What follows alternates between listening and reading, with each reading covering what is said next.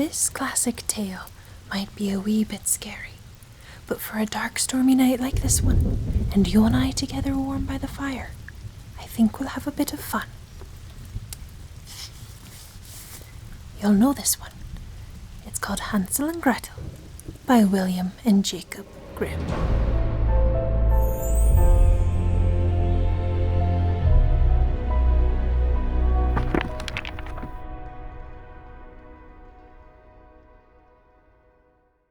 Near a great forest there lived a poor woodcutter and his wife and his 2 children.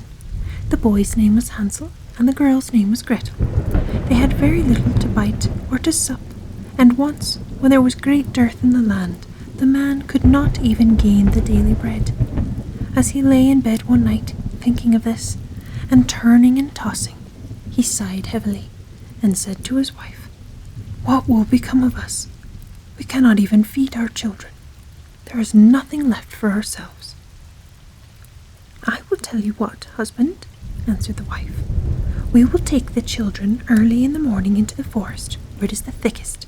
We will make them a fire, and we will give each of them a piece of bread. Then we will go to our work and leave them alone. They will never find their way home again, and we shall be quit of them." "No, wife," said the man. "I cannot do that. I cannot find in my heart to take my children into the forest and to leave them there alone. The wild animals would soon come and devour them." "Oh, you fool," said she. "Then we will all 4 starve. You had better get the coffins ready." And she left him no peace until he consented. "But I really pity the poor children," said the man. The 2 children had not been able to sleep for hunger, and had heard what their stepmother had said to their father. Gretel wept bitterly, and said to Hansel, "It's all over with us." "Do be quiet, Gretel," said Hansel, "and do not fret. I will manage something." And when the parents had gone to sleep, he got up, put on his little coat, opened the back door, and slipped out. The moon was shining brightly, and the white flints that lay in front of the house glistened like pieces of silver. Hansel stooped and filled the little pocket of his coat as full as it would hold.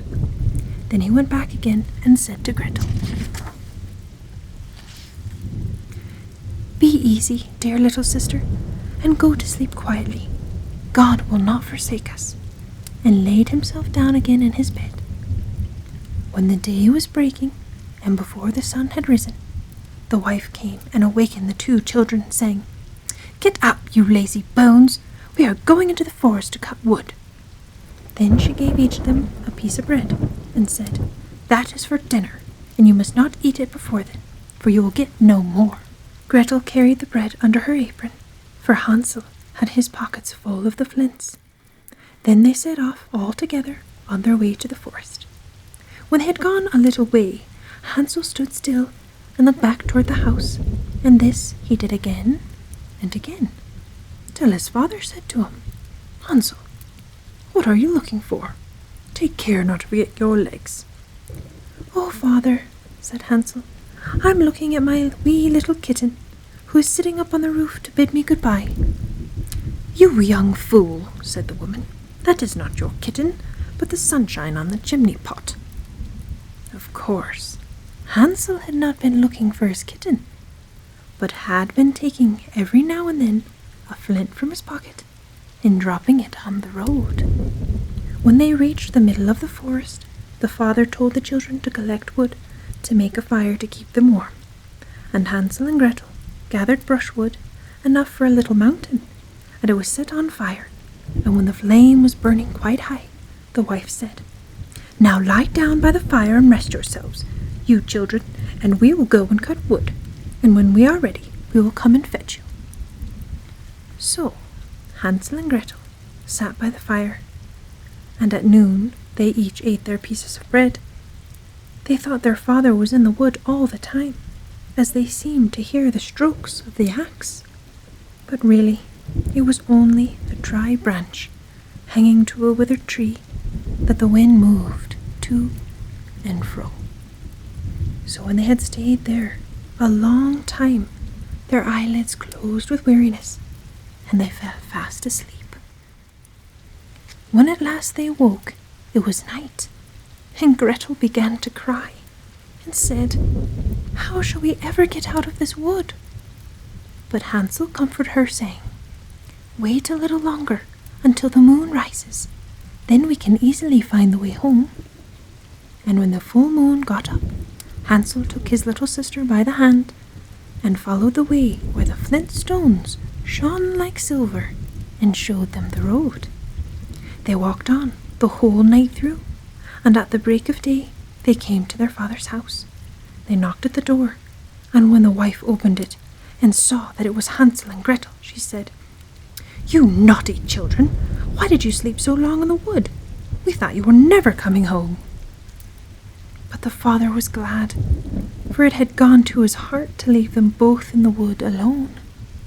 Not very long after that, there was again great scarcity in these parts, and the children heard their mother say at night in bed to their father, "Everything is finished up. We have only half a loaf, and after that the tale comes to an end. The children must be off. We will take them farther into the wood this time, so that they shall not be able to find the way back again. There is no other way to manage." The man felt sad at heart, and he thought it would be better to share one's last morsel with one's children. The wife would listen to nothing that he said, but scolded and reproached him. He who says A must say B too, and when a man has given in once, he has to do it a second time. But the children were not asleep and had heard all the talk. When the parents had gone to sleep, Hansel got up to go out and get more flint stones, as he did before. But the wife had locked the door, and Hansel could not get out. But he comforted his little sister and said, "Don't cry, Gretel, and go to sleep quietly. God will help us." Early the next morning, the wife came and pulled the children out of the bed. She gave them each a little piece of bread, less than before. And on the way to the wood, Hansel crumpled the bread in his pocket and often stopped to throw a crumb on the ground. "Hansel, what are you stopping behind and staring for?" said the father. "I'm looking at my little pigeon sitting on the roof to say goodbye to me," answered Hansel. "You fool," said the wife. "There is no pigeon, but the morning sun shining on the chimney pots." Hansel went on as before, and strewed breadcrumbs all along the road. The woman led the children far into the wood, where they had never been before in all their lives. And again there was a large fire made, and the mother said, "Sit still there, you children, and when you are tired you can go to sleep. We are going into the forest to cut wood, and in the evening, when we are ready to go home, we will come and fetch you." So when noon came, Gretel shared her bread with Hansel, who had strewed his along the road. Then they went to sleep, and the evening passed, and no one came for the poor children. When they awoke, it was dark, and Hansel comforted his little sister and said, "Wait a little, Gretel, until the moon gets up. Then we shall be able to see the way home by the crumbs of bread that I have scattered all along it." So when the moon rose, they got up, but they could find no crumbs of bread, for the birds of the wood and of the field had come and picked them up. Hansel thought they might find the way all the same, but they could not. They went on all night, and the next day from the morning until the evening, but they could not find the way out of the wood. And they were very hungry, and they had nothing to eat but the few berries they could pick. And when they were so tired that they could no longer drag themselves along, they lay down under a tree and fell asleep. It was now the third morning since they had left their father's house. They were always trying to get back to it, but instead of that, they only found themselves farther in the wood. And if help had not come soon, they would have been starved. About noon, they saw a pretty snow-white bird sitting on a bough and singing so sweetly that they stopped to listen. And when he had finished, the bird spread his wings and flew before them, and they followed after him until they came to a little house, and the bird perched on the roof. And when they came nearer, they saw that the house was built of bread and roofed with cakes, and the window was of transparent sugar. "We will have some of this," said Hansel, "and make a fine meal. I will eat a piece off the roof, Gretel, and you can have some of the window. That will taste sweet." So Hansel reached up and broke off a bit of the roof, just to see how it tasted, and Gretel stood by the window and gnawed at it. Then they heard a thin voice call from inside, "Nibble, nibble like a mouse. Who is nibbling at my house?" And the children answered, "Never mind, it is the wind."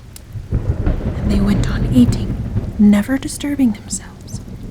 Hansel, who found that the roof tasted very nice, took down a great piece of it, and Gretel pulled out a large round window pane and sat her down and began upon it. Then the door opened, and an aged woman came out, leaning upon a crutch. Hansel and Gretel felt very frightened and let fall what they had in their hands.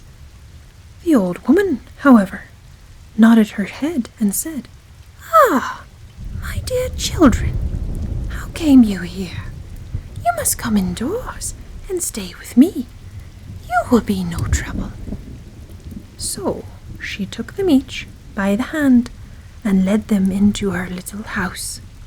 And there they found a good meal laid out of milk, pancakes with sugar, apples and nuts.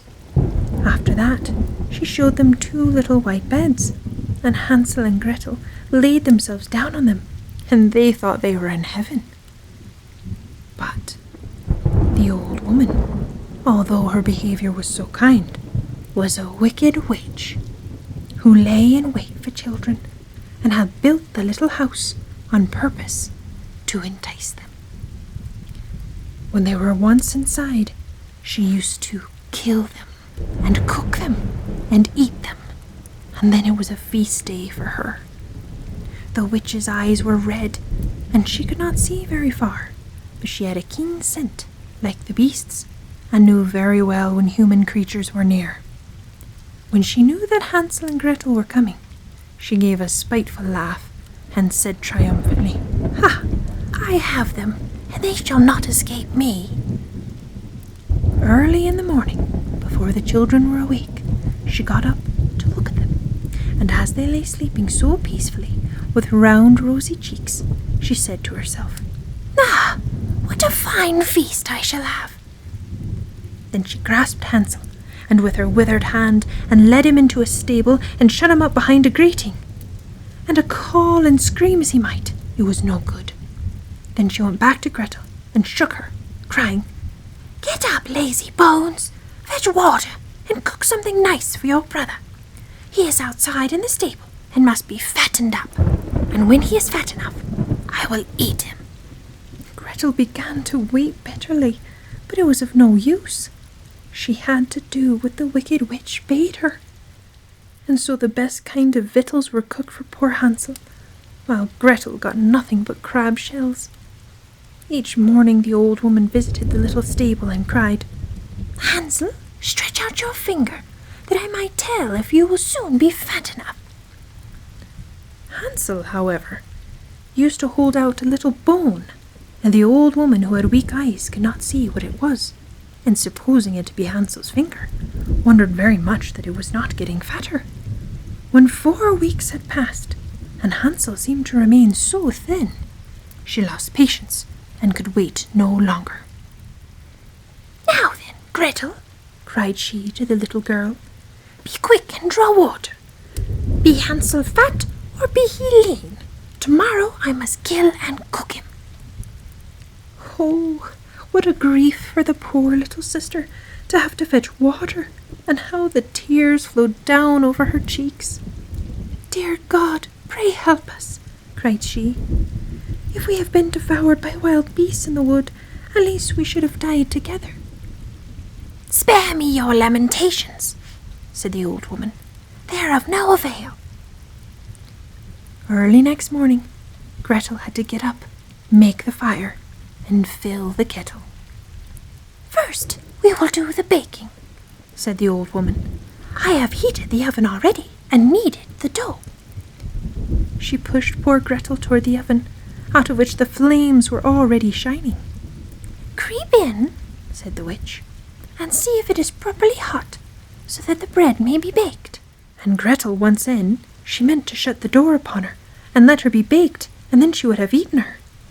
But Gretel perceived her intention, and said, "I don't know how to do it. How shall I get in?" "Stupid goose," said the old woman. "The opening is big enough, do you see? I could get in myself." And she stooped down and put her head in the oven's mouth. Then Gretel gave her a push, so that she went in further, and Gretel shut the iron door upon her and put up the bar. Oh, how frightfully she howled! But Gretel ran away and left the wicked witch to burn miserably. Gretel went straight to Hansel, opened the stable door, and cried, "Hansel, we are free! The old witch is dead!" Then out flew Hansel like a bird from its cage as soon as the door opened. How rejoiced they both were! How they fell, each on the other's neck, and danced about and kissed each other. And as they had nothing more to fear, they went all over the witch's old house, and in every corner stood chests of pearls and precious stones. "This is something better than flintstones," said Hansel, as he filled his pockets, and Gretel, thinking she also would like to carry something home with her, filled her apron full. "Now, away we go," said Hansel, "if we can only get out of the witch's wood." When they had journeyed a few hours, they came to a great piece of water. "We can never get across this," said Hansel. "I see no stepping stones, no bridge." "And there is no boat either," said Gretel.